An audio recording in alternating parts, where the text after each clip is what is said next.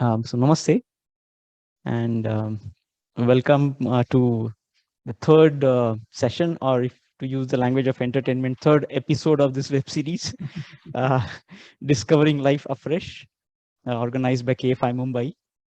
And I guess most of you must be now familiar. So I'm not really going to introducing Jiddu Krishnamurti, um, whose teaching is what is being disseminated in this whole process. But let me take this opportunity to welcome our speaker today, Siddhartha Menon. And like our last speaker, Dr. Shailesh Shirari, Siddharth has been associated with Krishnamurti schools for close to 40 years now. Perhaps, I first as a student, then a teacher there, and then principal, and now director of Rajghat Education Centre. He's now on the banks of Ganga. So wish that was his background. But yeah, but apart from that, Siddharth is also a poet, and his fourth collection of poetry is due to be published, I think, later this month itself. And he's given talks on a number of topics. Anjali was just telling, one of the recent talks, Song of Life, has been very, very popular. So we are really in for a big treat today. And before I hand it over to Siddharth, one suggestion, in case somebody is here who is not registered, I've typed the email address on the chat.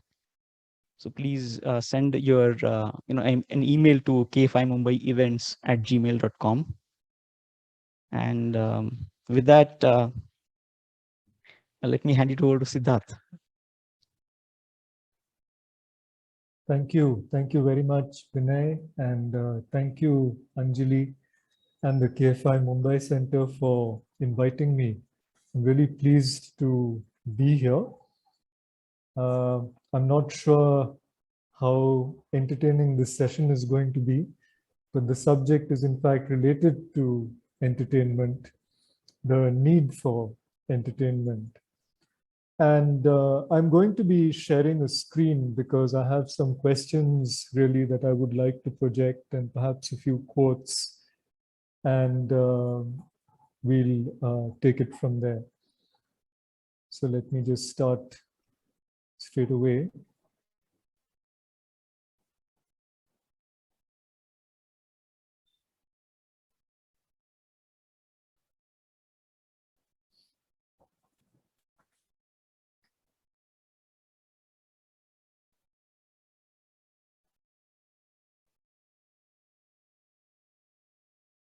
Okay, is my screen visible? Yes. Yeah, okay, great. So this is our overall theme in this series, Discovering Life Afresh, and this is the third session that we are having in this series, the need for entertainment. And I really like the title of this series, Discovering Life Afresh. This idea of being able to look at life with new eyes and look at things which normally we perhaps take utterly for granted in our everyday lives. So in the first session, the theme was human relationships. In the second, identity. And now entertainment. All of these relationships, identity, entertainment, obviously play a big role in our lives. And to sort of step back and look again at what these things are may be useful. It may be, don't know what will come of it. As a backdrop, I have this quotation from Socrates, ascribed to Socrates: the unexamined life is not worth living. And that, of course, is closely connected, as you'll see, to the title Discovering Life Afresh. To examine life, to look at life, is Socrates says the only way in which one can live life in a worthy way, to not examine life, to live in an unthinking, habitual kind of way, is to lose out on something. And I'm going to keep revisiting this quote. It's sort of, in some sense, the bedrock for today's presentation. And as we'll see, it's also at the heart of how Krishnamurti looks at entertainment and some related issues. Just one more thing I would draw your attention to at the outset. The subject is not entertainment, but the need for entertainment. And I think it's worth making that distinction because, for obvious reasons, really, because what we really want to understand is what role entertainment has in our lives and what our relationship is with it. So just to get some things clear at the beginning, what do we mean by entertainment? And what purposes does it serve? Now, of course, if you ask someone what does entertainment mean to you, the chances are that they will speak about the sources of entertainment. So you ask somebody on the streets what is entertainment, and they'll probably refer to cinema or music or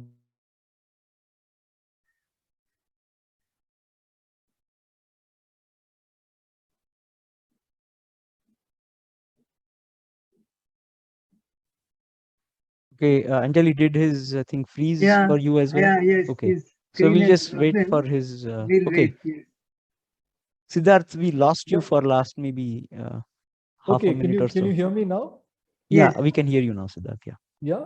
Okay. Yep. So what I was just saying is that throughout history, there have been various sources of entertainment. And people would probably identify entertainment with the sources of entertainment, which are of various kinds. But what is entertainment? I mean, so here's a dictionary definition or a couple of dictionary definitions. And as you'll see, they're very similar to each other. One says agreeable occupation for the mind, diversion, amusement. And the other says something affording pleasure, diversion, or amusement, especially a performance. Now, this whole performative aspect of entertainment, something that you are witness to, you're listening to maybe stories or whatever it is in one form or the other, is very central. And this whole business of diversion, right, which raises interesting questions, because diversion from what? So implicit in these definitions already is something about the purposes of entertainment, to divert the mind, to amuse, not just to amuse, but to divert. And I'd like us to just keep that word in mind. But so today, there are all kinds of things which go for entertainment. I would say at the heart of most sources of entertainment is story in one form or the other, whether it's movies or web series or the books, the novels we read, story, fantasy, alternate realities. But it's not just this. There's also just idle conversation, for example, and gossip, vicarious experiences of various kinds where we allow our minds free rein of imagination and move into other things. Shopping is a huge source of entertainment. If you think of modern malls, you find all of these things there at the same time. It's your fantasies that are aroused by advertising. You have the opportunities to shop, and you can go and watch a movie in a multiplex, all in a mall, all in one space. But there's also sports. I mean, sports, may have begun in terms of fitness and competition and so on. But today, sports is very closely linked to entertainment. And in fact, entertainment and the need to satisfy entertainment actually changes the way sport is played. Look, for example, at T20 cricket and the way it is structured, the way tournaments are conducted, and so on. What about news? News programs are big entertainment. They occupy primetime slots on TV, and people find ways of making these news programs entertaining. And there's, of course, this paradox that news that comes on the TV channels is often not good news. It's often about conflict, violence, suffering, death. And yet we watch it obsessively. It's almost as if there's a kind of pleasure in watching news, even when it's not good news. It too is a kind of entertainment. And as we'll see a little later, Krishnamurti expands the range of things that fall under the category of entertainment. And but having said that, we could say that entertainment is usually associated with amusement, with pleasure, and we think of it primarily for its enjoyment value and its ability to divert our minds, to stave off boredom. You know, there's always this big fear of boredom. And of course, to relieve stress.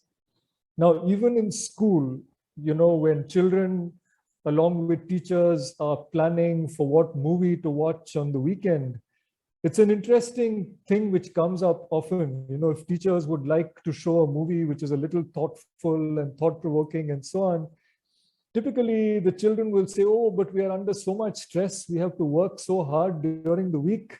We need something entertaining. So entertainment as a way of relieving stress. So another of the purposes. Now, does this mean that entertainment is invariably sort of, you know, lightweight and frivolous? Not at all. Entertainment historically, throughout human history, has also often and still does serve many serious purposes.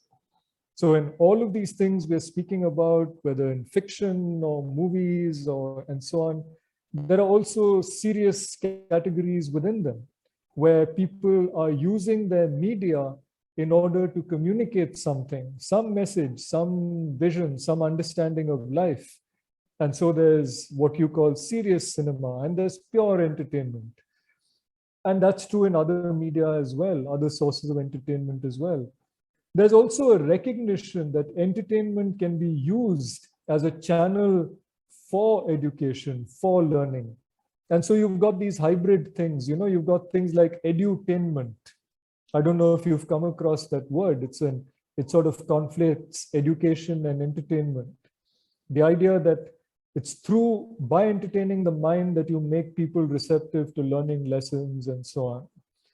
So there are all these sort of categories, but by and large, of course, it has to do with amusing the mind, diverting the mind, and so on.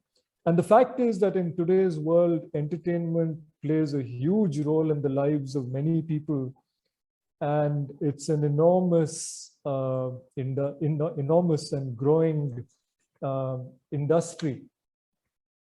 So a question we maybe need to ask, and it may seem an odd question here, is entertainment a need? The way we think of, you know, the other basic human needs such as food, clothing, and shelter, right? How about entertainment? Is it a need? Now, perhaps depending on who you are, you'd answer that question differently. But this raised for me a series of, let us say, sub-questions. One is, what would the world feel like without entertainment? I mean, if one just did a kind of thought experiment, imagine a world where all sources of entertainment have, you know, by some black magic been removed, and life is only about work and keeping alive and so on. What would the world feel like? And if we allow our minds to imagine such a situation, it would probably feel somewhat dystopian.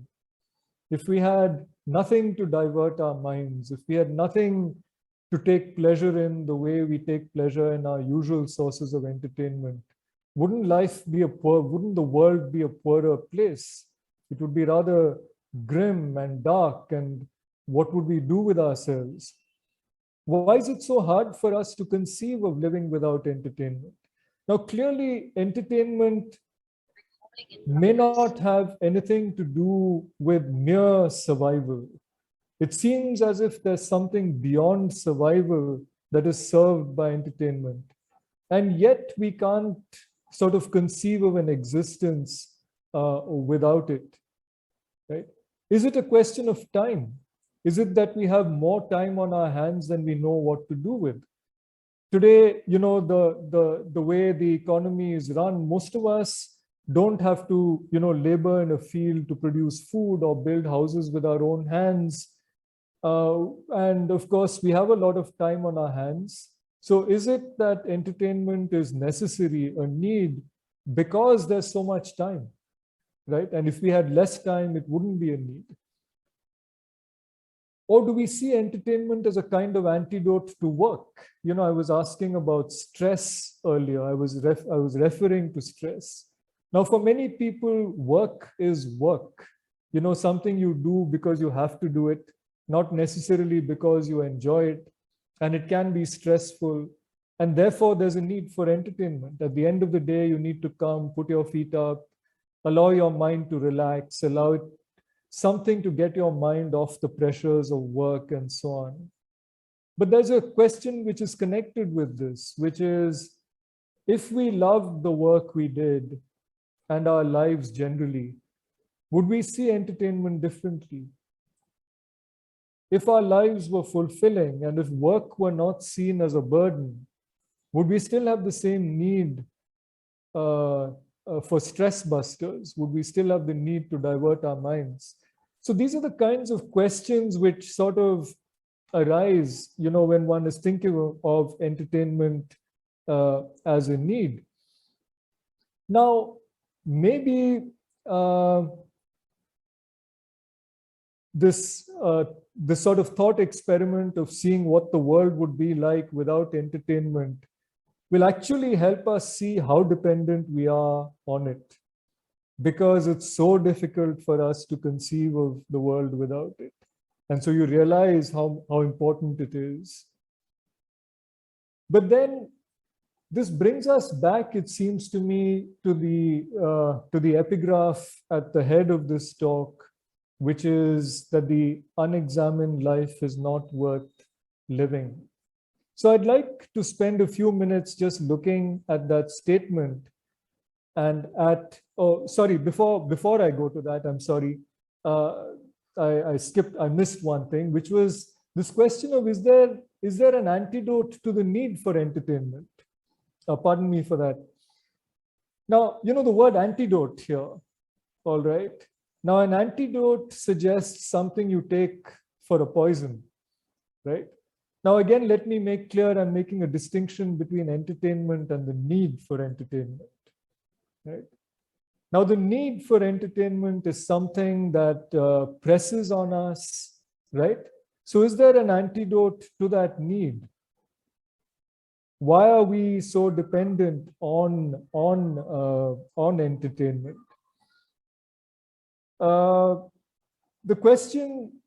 The reason why one even asks this question is that one sees some of the consequences of a life that's dependent on entertainment.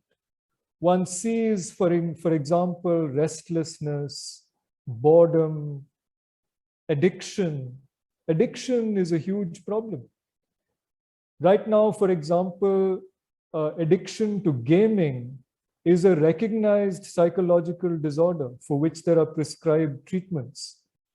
And that's probably true in a milder form for various other sources of entertainment as well. So boredom, addiction, isolation. One of the paradoxes of entertainment, and increasingly so in the 21st century, is that our sources of entertainment can end up isolating us, because technology allows us to watch films alone, to play games alone. You no longer need other people, really.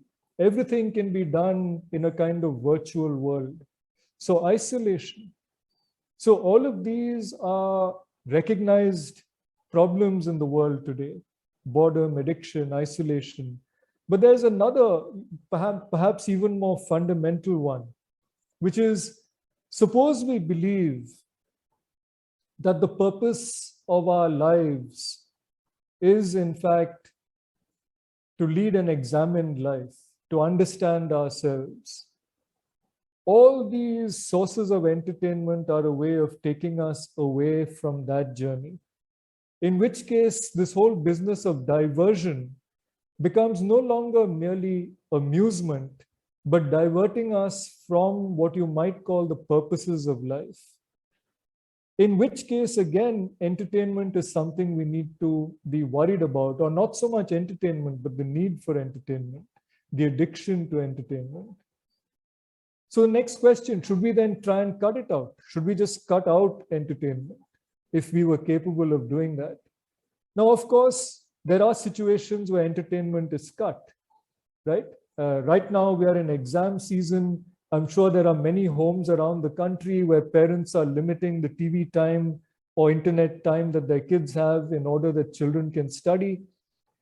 There are, of course, communities around the world which deliberately keep entertainment at bay. For example, monastic communities, where life is reduced to work, prayer, eating, sleeping. You cut out anything else which digresses from that. The question, of course, arises, in doing this, does it address the issue of understanding the place of entertainment in our lives? Are we creating something artificial and with it a whole lot of conflict? There's this whole desire for entertainment, the desire to be diverted in various ways, and you create an artificial environment where that desire is suppressed or that desire has no outlet. So these are the kinds of questions we are left with. In which case, what is it really to lead to live an examined life? And this is where I would like to go back to that quote, "The unexamined life is not worth living." So how is life examined different from life unexamined? Now, well, there are many things one can say about this, but very simply, life examined, you could say, is life lived by habit, life lived perhaps in a quality of inattention. You're just sort of following whatever direction, whatever treadmill you happen to be on. And it has its own momentum and it takes you with it. And of course, a lot of that may not be a problem. In fact, when I was discussing this with a friend, she asked me, suppose I'm inattentive but happy. What's the problem? Suppose my life is mechanical, inattentive, but I'm happy. And that's a good question, really. What's the problem there? Maybe there is no problem. But the issue perhaps is that, one's happiness then rests on various external stimuli that one has no control over. And things happen in life where, to sort of counter that happy flow, something or the other happens. Our circumstances change, relationships break, and so on. And suddenly we are left on our own. And then one begins to see that happiness was perhaps somewhat superficial. As opposed to that is the examined life, where we are in fact attentive to what is happening in our lives from moment to moment. That doesn't necessarily prevent us or protect us, let us say, from suffering of various kinds, from the various things that can happen to us, but maybe it makes us a little better prepared to deal with them, because it gives us other perspectives into who we are. It also helps us to see, as Krishnaji would have put it, that you are the world, we are the world.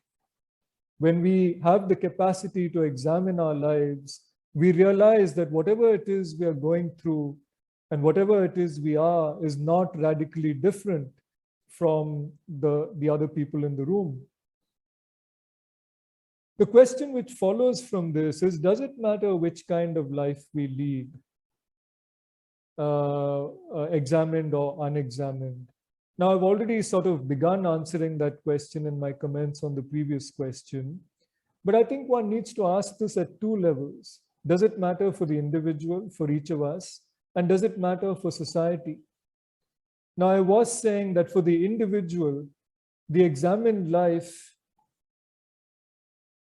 is likely to lead us to a situation where we are, in fact, in better control. Maybe that's not the best, maybe that's not the right word, but let us say better able to meet everything that life throws at us. But what about for society? Now, if you just look at the kinds of issues we are facing in society, let us take conflict, for example, conflict or conflict through identity, right? Or conflict like the war that's taking place these days in Europe. Or let us say the various things which constitute the environmental crises. A lot of these have to do with the unexamined life. Certainly, you can make very obvious connections between careless living, wasteful living, reactive modes of living, and the kinds of problems that the world is faced with. So if more of the population were leading what one would call an examined life, I think there's a greater chance that some of these issues would be easier to deal with. And then what is it that Krishnamurti says about entertainment? Now, earlier I said that he really expands the scope of entertainment. We spoke about the things which obviously give us pleasure, you know, the films and the music and the books and the news and whatever, sports. But it seems to me that for Krishnamurti, anything that takes us away from the examined life is in some sense entertainment, and he calls it into question. So he talks, for example, about political entertainment. He talks about religious entertainment, and he speaks about intellectual entertainment. So even, for example, dialogues where people are discussing some life issues with great intensity. Krishnaji keeps warning that this could also be just no more than another form of, you know, keeping our minds occupied, unless there's a real question, a real looking that's part of the process. So for Krishnamurti, entertainment is a vast field of existence, almost anything that takes us away, as I said, from what I'm calling the examined life. Now, I'd like to very briefly look at a few specific things that Krishnaji says about entertainment. One has to do with entertainment and emptiness. And I'm going to read without comment a quote that I have. This is from a conversation that he was having with someone. Entertainment and emptiness. If I depend for my existence on entertainment, I'm not a human being. I'm just a shallow machine. So I reject that, though I may amuse myself, you know, go to the cinema occasionally and so on. If I reject all these forms of entertainment, including the religious entertainment, including the circuses states put on, the political entertainment, if the mind rejects all that, what have I left? My own emptiness, my own insufficiency, dullness, my stupidity, craving for things which I want that have no value. So I'm left with myself, and myself is a very small blade of grass in a vast field. And I get frightened, so I cling more and more to my family, to my house, to my furniture, and so on. So the more I realize I'm empty, the more I hold on, because that is an escape from the fear of loneliness, of emptiness, of having a void in myself. Now, if I don't escape and face that without distortion, without wanting to escape from it, without trying to cover it up, without trying to fill it, then I can look at it. Now, you know, the question arises here. I don't want to paraphrase this. It's very clear. Krishnaji is speaking about how we use entertainment as a way of evading what he's calling the emptiness that we are otherwise forced to confront and the fear that we have of that, he says, if I don't do all of that, then I can look at it. That is, I can look at this emptiness. The question arises, why should I? Right? If I can prevent myself from looking at it, if I can turn a blind eye to it, and if I can find other sources, other things to do by which I need not look at it, why not live that way? Right? So why should I look at it? Right? Isn't that going to be profoundly disturbing? Isn't going, what am I going to do with my life then? Right? And so further on in this same conversation, he speaks about what happens when you look.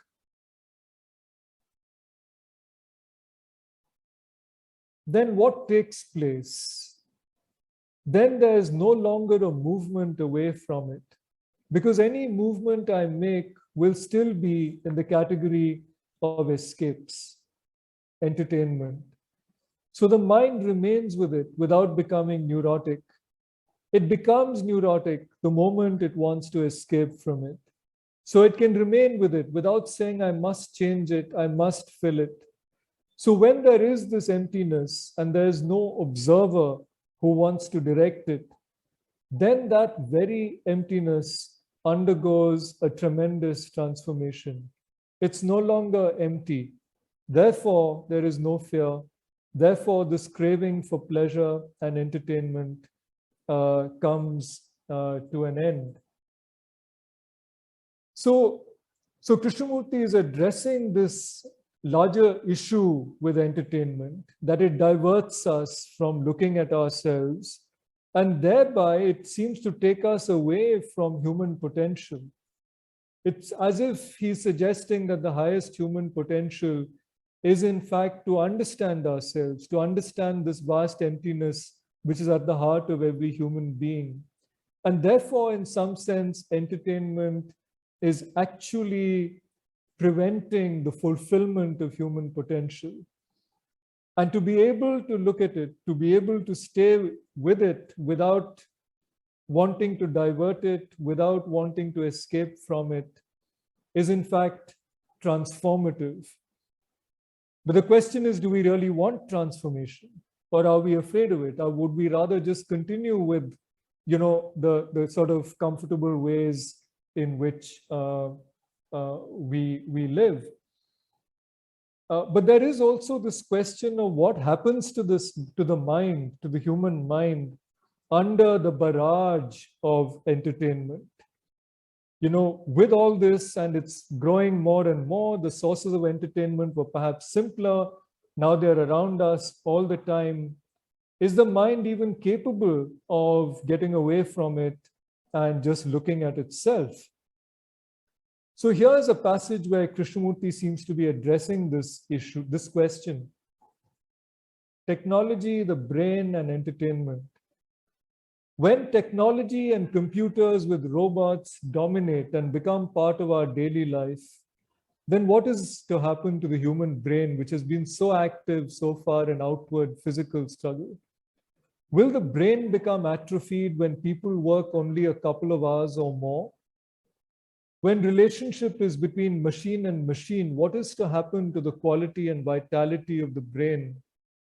Will it seek some form of entertainment, religious or otherwise, or will it allow itself to explore the vast recesses of one's being? The industry of entertainment is gathering more and more strength, and very little human energy and capacity are turned inwardly. So if we are not aware, the entertainment world is going to conquer us. Now, these words were written in a letter, one of Krishnamurti's letters to the schools, something like 50 years ago, half a century ago. And yet the words feel utterly relevant and prescient today. He says the entertainment world is going to conquer us. And if you look at, everything that we are surrounded by, from the hoardings, in the cities, to everything that's happening on the internet and on TV and elsewhere, right?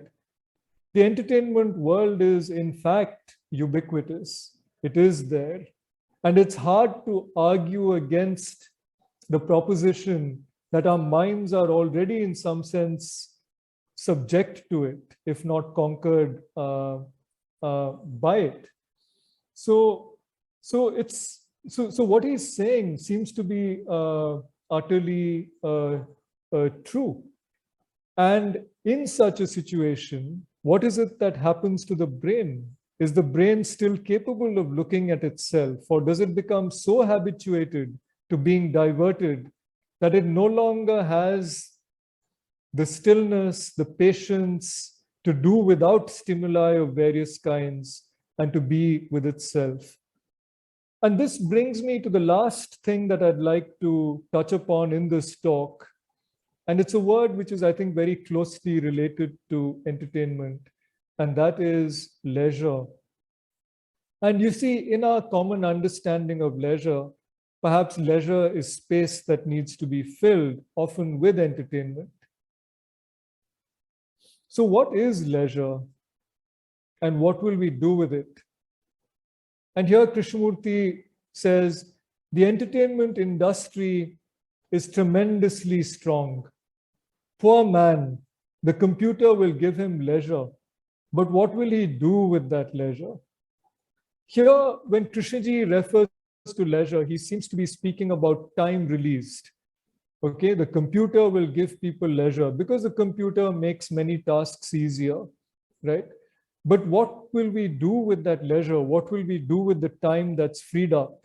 But as we'll see a little later, Krishnamurti uses the word in a much richer way, and we'll come to that in a minute.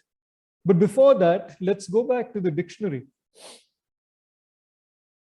Freedom from the demands of work or duty. Time free, when one can rest, enjoy hobbies or sports, etc. So this is our usual understanding of leisure. But the dictionary gives us one more, which I find interesting. And it's this: unhurried ease. The first two definitions seem to speak about time. The third definition, unhurried ease, seems to be referring to a kind of quality of being, a quality of being which is unhurried. And that is what I think comes closer to what Krishnamurti speaks about, and we'll come to that. But before that, I want to read you a short poem. Rest assured, it's not mine. It's a very famous poem. It's heavily anthologized, and I'm sure some people here would have come across it. The poem is in fact called Leisure, and it's by a Welsh poet called W.H. Davies. And I'd just like to read the poem. What is this life if full of care we have no time to stand and stare? No time to stand beneath the boughs and stare as long as sheep and cows. No time to see when woods we pass where squirrels hide their nuts in grass. No time to see in broad daylight streams full of stars like skies at night. No time to turn at beauty's glance and watch her feet, how they can dance. No time to wait till her mouth can enrich that smile her eyes began. A poor life this, if full of care, we have no time to stand and stare. So in this poem, again, Davis seems to be speaking about time. If there's no time in the modern world. Davis, by the way, lived roughly half his life in the 19th century and half in the 20th. He died in about 1940. And he lived much of his life as a tramp. He chose to sort of wander around the countryside, and he wrote books about his experiences wandering around, being homeless, and so on. And in this poem, he's asking what life would be like if there were no time for something like this. But it's interesting, he's not saying what would this life be like if full of care we had no time to watch a movie, for example, or even read a book. It's if there were no time to connect with nature. I mean, all his images are drawn from nature. And this seems to come out of, let us say, the Romantic tradition in English poetry, where the connection with nature is very deeply sort of associated with spiritual well-being. In fact, nature becomes a means by which we learn about ourselves. So the great romantic poets, Wordsworth, Keats, all of them, that notion of nature and human well-being and human learning is very central to their work. And this poem, though it was written a century after these poets, seems to draw on that tradition of the human connection with nature as a source of learning.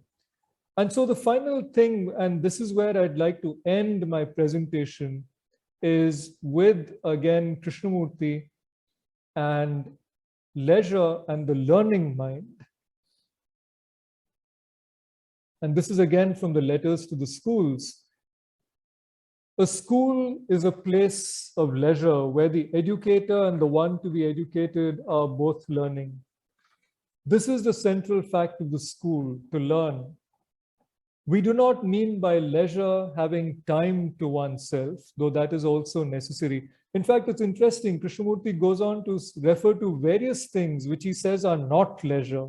And many of them are things we would normally think of as being leisure. It does not mean taking a book and sitting under a tree or in your bedroom reading casually. It does not mean having a placid state of mind. And it certainly does not mean being idle or using time for daydreaming.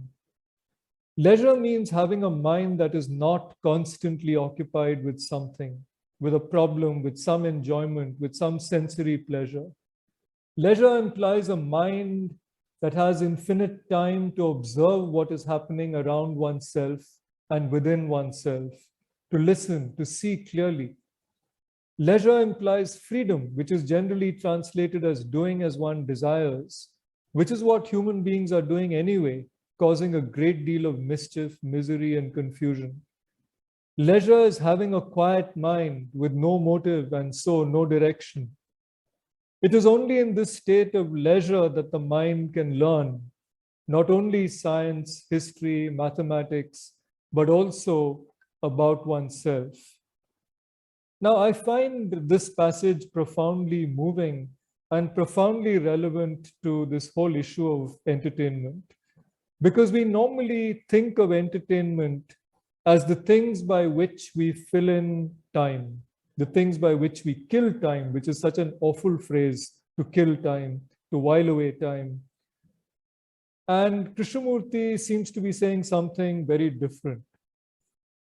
Leisure is not about space that needs to be filled in, but it's a space in which learning can happen. And so you could say that a learning mind in this sense is a mind that is less dependent on entertainment. And this is, in fact, a mind that is concerned with the examined life. So the examined life, learning, this is what Krishnaji is suggesting, and what Socrates was also saying. This is what the human being is capable of. This is what the human mind has potential for. And the problem with entertainment is that when we get so used to it, it seems to take us away from fulfilling that potential. So I think I should stop here. So I'll stop sharing my screen, and then we can maybe have a conversation.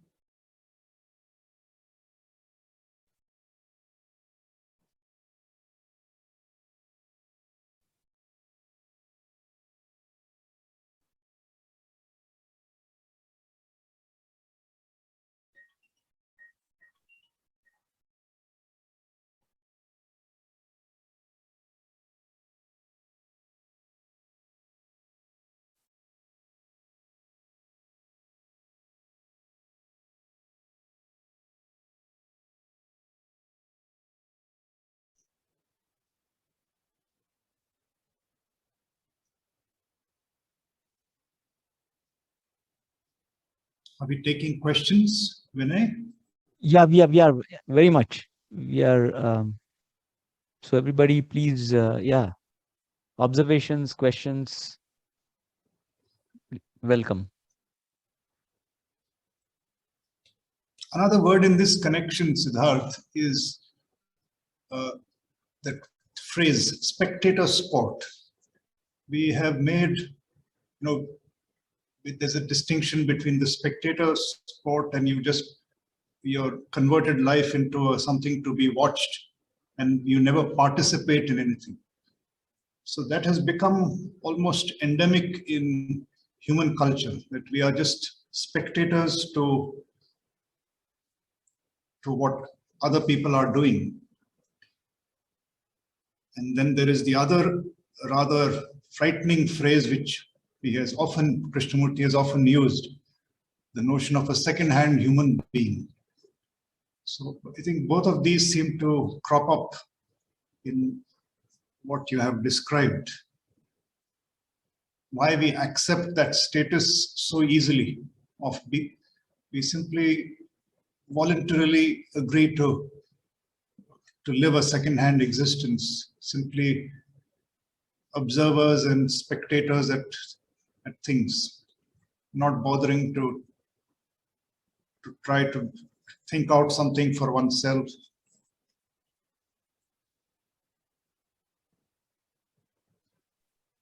Yes, absolutely. Yeah. What can bring about a change in such a state of affairs?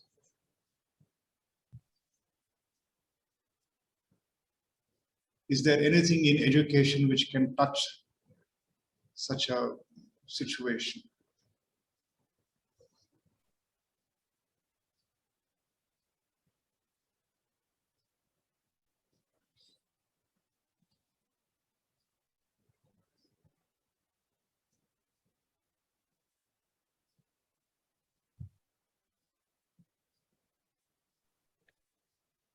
Yeah, I mean, it would be nice if others also respond to that question. I mean, we can maybe have a discussion rather than, I mean, I certainly don't have all the answers. How can education address this issue of this phenomenon of second-handedness, of sort of watching everything from the sidelines rather than participating fully in life? Yeah, I think that's a good question. Yeah, Siddharth, there's also a comment from Shilpi, in case you're able to see the chat. Okay, I'm just looking. Yeah, thank you for such a thought-provoking talk. Entertainment was distraction, which seems to mean opposite of attention. So sorry, there was a typing error there. Meaning of entertainment was distraction, which seems to mean opposite of attention. So it seems that entertainment is a choice we make towards moving away from attention. So what I was wondering is that if that is so, I'm wondering whether we are making this choice in our everyday life consciously, or we are just programmed such a way mechanically that we are just, without putting any of our attention or conscious thought, we were just moving towards entertainment mechanically. So any thoughts, please? Yeah, that's an interesting question. I mean, why do we do this? I mean, of course we do it. And, I think it comes back to this whole thing of, the so-called examined life and the unexamined life. And asking ourselves every time we choose some form of entertainment, on what basis that's happening. I mean, is it just that one is used to, say, having some diversion at a certain time of day every day, and just like some people can't start the day without a cup of tea in the morning, and your day feels incomplete without it, so it becomes a sort of habitual thing. But at some point there must have been a conscious choice involved. So it seems to be a mix of different things. I think there is conscious choosing of something, but at some point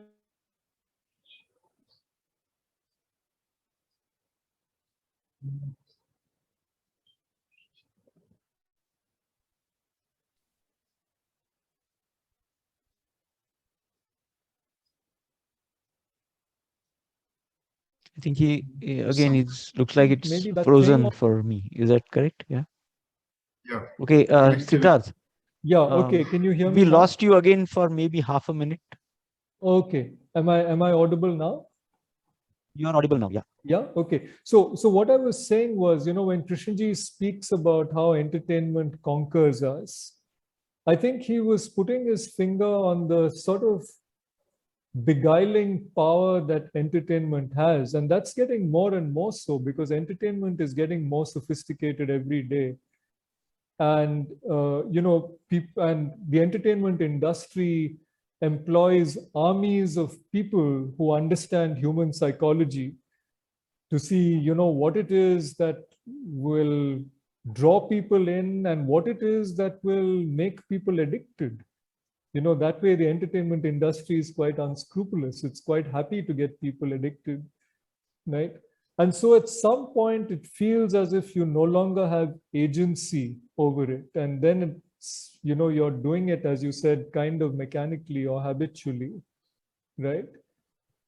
And as I was saying earlier, addiction to forms of entertainment, especially gaming and so on, is it's a recognized disease now in parts of the world, certainly in the West. I'm not sure about India.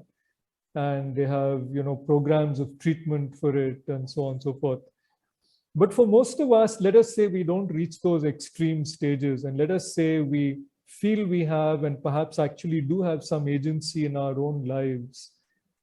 I think, first of all, it's important to maybe not just take this position of condemning all entertainment, because that is too simplistic. And entertainment serves valuable purposes as well. There's a lot of learning and a lot of things that comes out of entertainment also. The issue again is the need for entertainment. When it becomes something we can't live without, then there's something to look at. But I would suggest we have that capacity to look at it and to step out of it. But then to look at it deeply, not merely to replace one form of entertainment with another. When people are sort of de-addicting themselves from, say, cigarette smoking, one of the strategies is to take on a milder addiction for some period of time. So you start sucking mints or something. So you get this feeling that you still have something, but it's something less harmful. And then maybe you give up that. Now, I don't know if with entertainment it's something similar, or there's a more fundamental way of actually looking at it and looking at our own lives. Krishnaji seems to suggest that it is possible to look at that emptiness and that it's necessary to do so. And he also suggests, and this is one thing very central to Krishnamurti's thinking, that if you can really look at it without trying to direct it, then it's transformed into something else. It's no longer empty.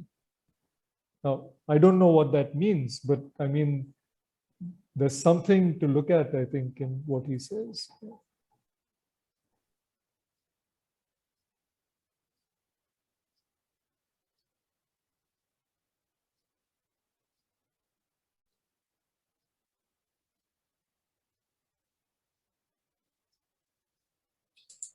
I have one question to ask Dr.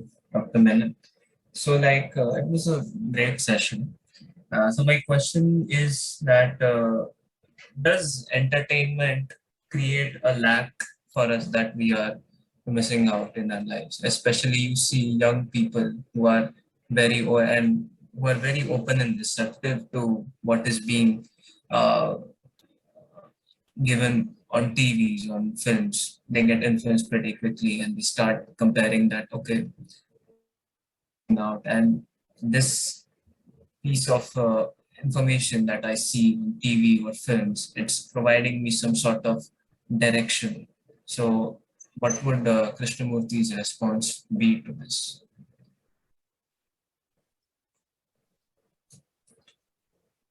Yeah, that's a good question, but let me make sure first of all that I've understood the question right, because there are multiple things here. So you're saying that you see that, for example, for young people, there are things they are encountering on TV or other media and so on, and they sort of get carried away by it. Yeah, yeah. And is that what you're saying? Yeah, they get carried away, and at the same time they feel there's something missing out. Although what you see on entertainment could be, sometimes it could be educational, or sometimes it could be for recreational purposes, but sometimes we fail to demarcate whether this is educational or fictional, but we just feel like, oh, this is providing some sort of pleasure. What we see, the characters in the film are enjoying, why can't I have, like, why do I feel so left out? Something like that. Yeah. See, a lot of entertainment is based on generating fantasy of one kind or the other, right? And, our typical mainstream movies do that. I would say, frankly, even something like sports does that. Why is sports watching so often? So why is it so popular? And I think one of the reasons is, when we are fans of some sport, it's an opportunity to watch our own fantasies in some sense being played out. And so what entertainment does is it takes you into this world of a kind of alternate reality. Now, there have been studies to show that one of the reasons the movie industry in India is so popular is that for many poor people, right, and people, or even middle class, where their existences are mechanical, maybe boring, dull, right? Those 2 or 3 hours of watching a movie of a reality that is way beyond, what they can ever aspire to, gives them something, right? Of course, the fact is then they have to come back to their everyday lives and so on. Now that's at one level. But you could say in a subtler way, it's true for maybe all of us. So I think most of the entertainment, even let us say the so-called serious entertainment, right? The more thoughtful films we watch or books that we read do create, in some sense, alternate realities. And I think the question is, what is the purpose of their doing so? Sometimes it might be merely to titillate, merely to take you out and to sort of give you this momentary kind of thrill. But at other times, it might be, in fact, to reveal alternate possibilities. For example, different ways by which maybe we can live our lives, right?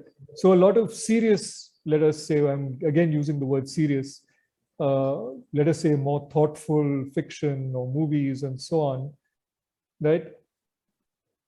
Even if they are not overtly moralistic, they might be showing alternatives to that can actually become part of the way we live, because you can be inspired by the way somebody in that world is doing something, or something about the way that person is, right?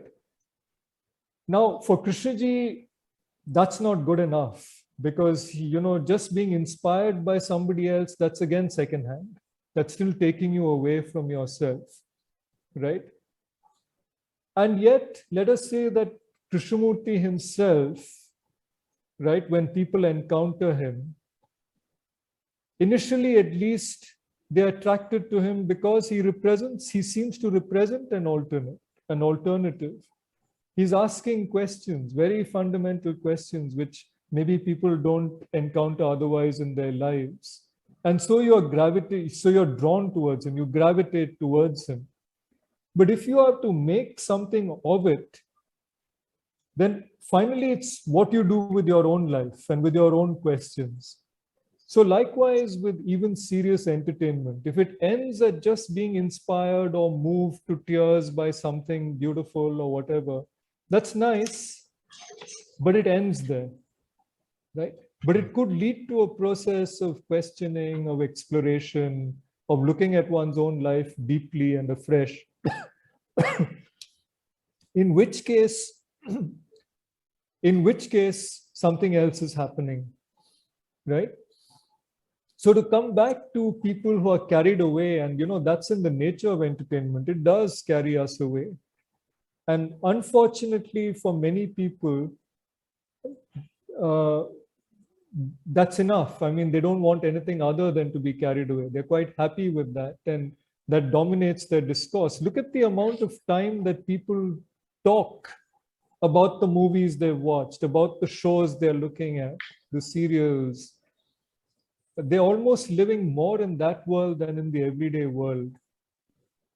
And then you feel that something has gone awry, where this alternative world has become so important that the real world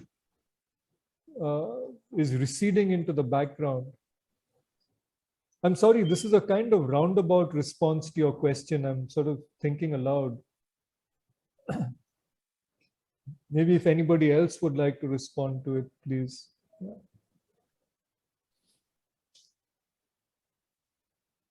I think another instance illustrating what you just pointed out of living your fantasies is the reason why movies such as Spider-Man and Batman are so popular, where you vicariously experience the pleasure of beating up the bad guy and defeating all the forces of evil.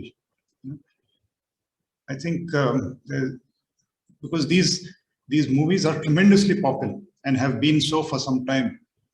And I think they show how the despairing need that people have for bringing some meaning into their lives. Their lives have lost all originality, all freshness, and you sort of live somebody else's experience and experience some kind of pleasure. It's rather sad, but that seems to be the case.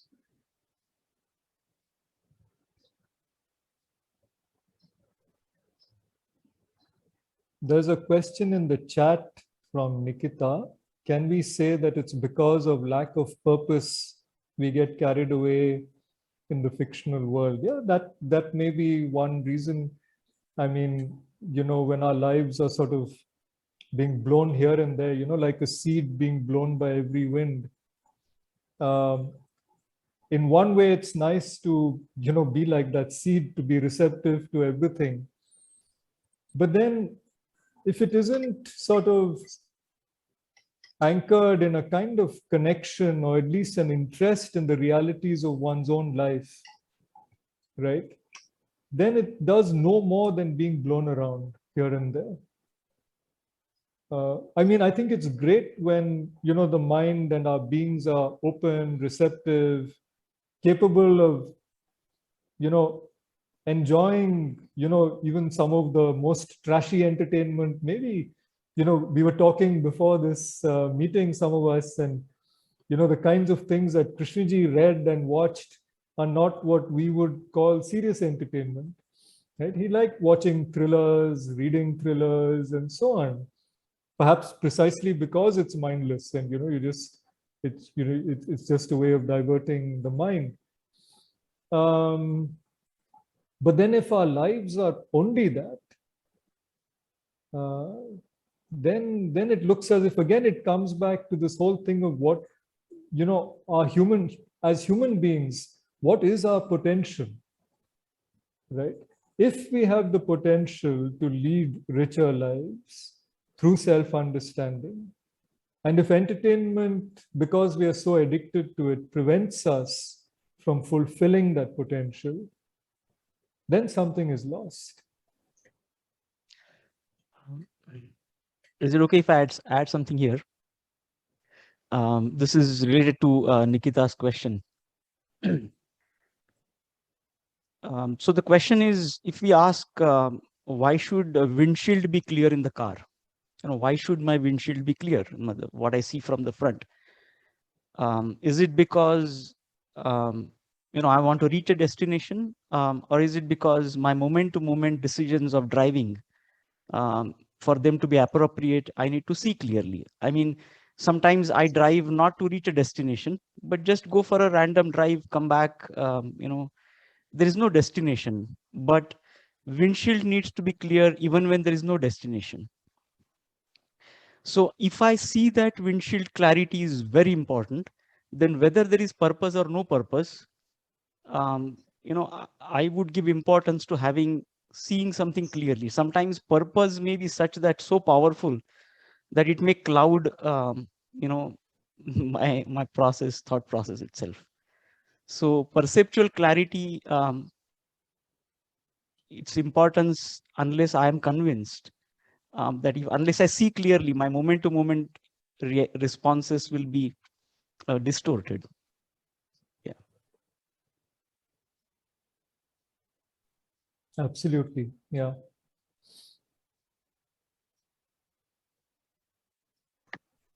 On the same lines, I just want to add one thing.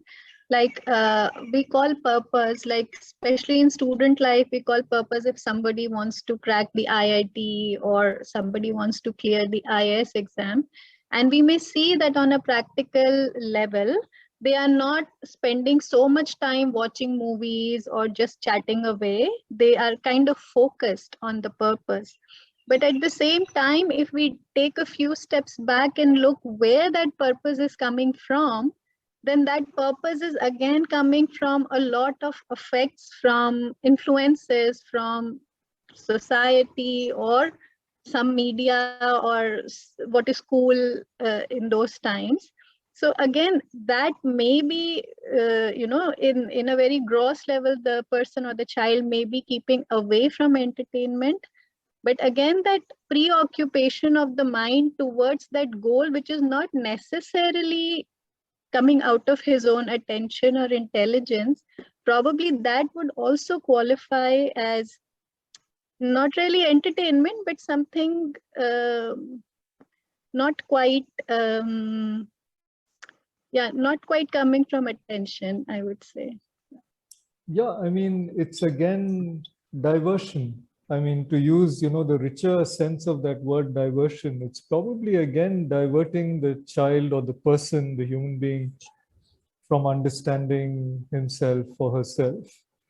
So it can be, of course, what we call entertainment, but it can be anything really. That's why I think Krishnamurti speaks of, political entertainment, religious entertainment, intellectual entertainment. All of these can come in the way of being attentive to what's going on inside, or even attentive to the world at large, in the sense in which Davis's poem speaks about it. Having time to just connect with the world. And it's actually not even really a matter of time, I think. It is because, time, the way we think of time in today's world, you'll hardly ever come across somebody saying that they are not busy and that they have plenty of time. Everybody is or feels they are busy all the time, right? So I'm wondering why that is. I mean, maybe it is so. Maybe, we all seem to have a lot of things to do, but I think it's also a mindset. And I have a feeling that that physical busyness need not prevent, a quality of living with a quality of attention. I don't think that's basically a matter of physical time. Sorry, I'm kind of digressing a bit, but just sort of... I think the connection is this, that entertainment is often seen as a means to fill time. So the connection between time available, entertainment, leisure, and to come back to, at school, and what is it that education can do to help children in these areas, is, I think, first of all, to find ways of raising these kinds of questions. And there are plenty of opportunities in everyday life, because children themselves, as I was saying earlier, speak about stress and therefore the need for entertainment. Just last week, I was talking to some girls in class 6 and class 7 in the hostel. I'd gone to meet them. And I was asking them sort of casually, so what do you do with your free time? How do you spend your free time? And they looked at me incredulously. They said, free time? We don't get any free time. So this is it's a bit of a disease, I think, of modern life, that nobody seems to feel they have time. So then how do we, it's a question of, what's the quality of mind with which we are living, however busy or not we are.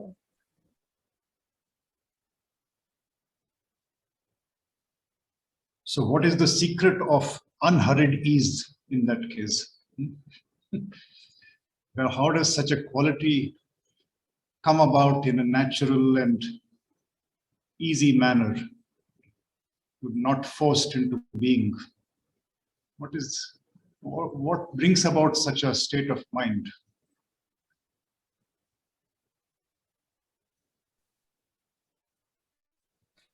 I mean, here's one response I'd like to give, which is to that question, because I think it's a very important question. And it's a response that doesn't maybe sit well with those who are familiar with Krishnaji's thinking, which is maybe this too is something that improves with practice. We become better at most things through practice, right? And I think in school, beginning in school, if we ensure that there are spaces where children are confronted with having no agenda, right? Having nothing to fill their time. And then if we are able to retain those spaces later in our lives as well, we just set aside space. I mean, of course, you can give a word to this. You can say you take some time out and go on a retreat, for example. Right now, we're just in the process of planning for a silent retreat at Rajghat next week. But on a smaller scale, even on a daily basis, there are people who practice things like meditation and so on. And who am I to say that all of that is useless? People seem to get some meaning from those practices.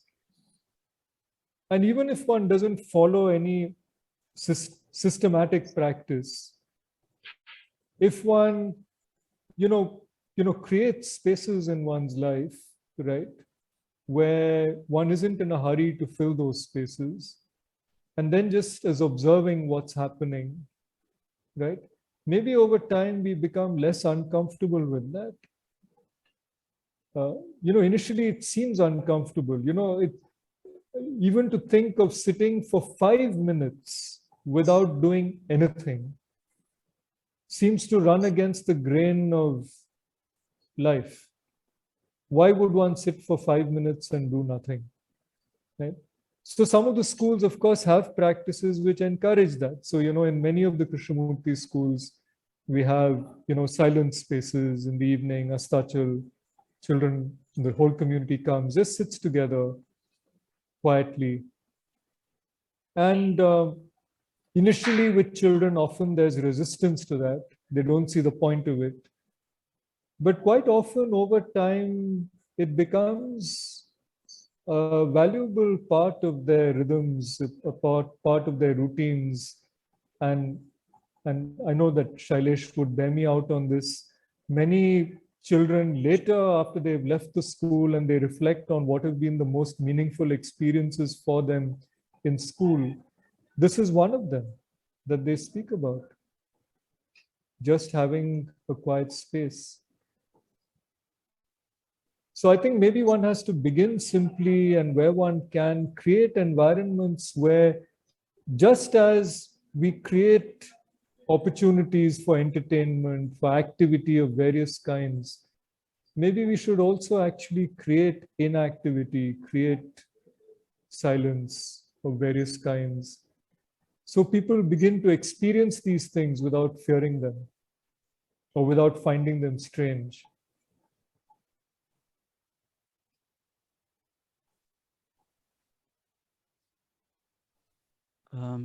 Can I add something here? Yeah. I mean, I appreciate this point of sitting silently and not doing something. But one of the analogies which I find useful in this context is that let's say if I'm shaking my leg, sometimes we have this habit of shaking leg, right? Or doing pen, like something like this, movements, which we can observe actually. But if I pay attention to that movement of shaking leg, and if I really am seeing it's not meaningful at that point, it stops automatically. So, and this is very easy to observe, we will start shaking without our knowing and just pay attention and it stops. No, I think, and this is my understanding, could be wrong, is that I think what Krishnaji is trying to say is that any bodily movement, when it is seen to be meaningless, okay, it stops. Okay, now this is very easy to see for shaking of leg. It's a much more gross movement, but thought is also a material movement. Okay, it's subtler than, of course, the shaking of leg, but it is nevertheless material movement, and it is something that can be seen, observed, just like one can, I mean, not like visually, like I can observe this, but so if one can learn to observe the movement of thought, and of course, movement of thought is for, craving for entertainment is also a type of movement. But when that is seen to be meaningless at that point, whatever that point is, it drops off. Okay, at least for that point. So that's something as an experiment, unless it becomes a theoretical thing, unless one experiments with this. So it needs to be seen that the movement of thought, when it is seen to be meaningless, and that craving is seen to be meaningless at that point. I'm not saying at some point watching a movie or whatever, sports may have some meaning, right? But one says, okay, now enough, right? And says, okay, now. So I'm just saying it's possibility. That's very interesting. Yeah, thank you. Yeah, and I like that analogy between, sort of bodily activity and mental activity, and it's a similar kind of. So it's as if the act of attention does something to it. Yeah. Thank you. If I may just add, Siddharth, you could perhaps, from your own recollections, add something. But at the end of all his talks with students in Rishi Valley, Krishnaji would say something which I think most adults find quite difficult to understand. What's the purpose of saying something? He would ask the children to sit quietly, and then he would say, don't move your eyeballs. Don't. Now that sounds at the beginning quite strange. Why would someone say, don't move your eyeballs? And I think it is related to what both you are saying, Vinay and Siddharth. This perhaps trying to having our minds constantly fixated on certain kinds of thoughts. We may be all the time thinking, oh my goodness, I have to finish this, I have to finish that. And that becomes like some kind of a preoccupation. You just seem to get some kind of a, I don't know why such a thing goes on endlessly like in a treadmill. It doesn't stop, those thoughts. And perhaps this movement of the eyes has some bearing on that question. I don't know, it's something which we have to explore. I think it's quite a complex phenomenon, but our own experimentation is needed here.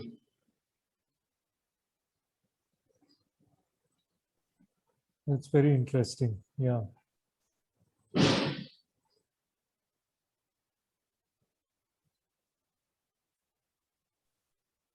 Well, I mean, it's been a really nice conversation, actually. I think there are lots of things here we can take further.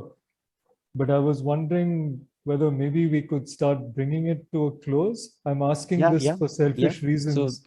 No, I'm in Rajghat, and Holi is a big thing here, and they have a program starting in a few minutes. Yeah. I So no, very much. Siddharth. So I really appreciate this wonderful talk and the conversation that we followed, and entertainment being such a crucial part of what is our life today. I'm sure we need to just reflect on what we heard and experiment more. And thank you so much. Yeah, for your time and your sharing your thoughts. Yeah. Thank you. you. Thank you, Siddharth. Thank you, everyone. Thank you. It was lovely. Thank you very much. Thank you. Thank you very much.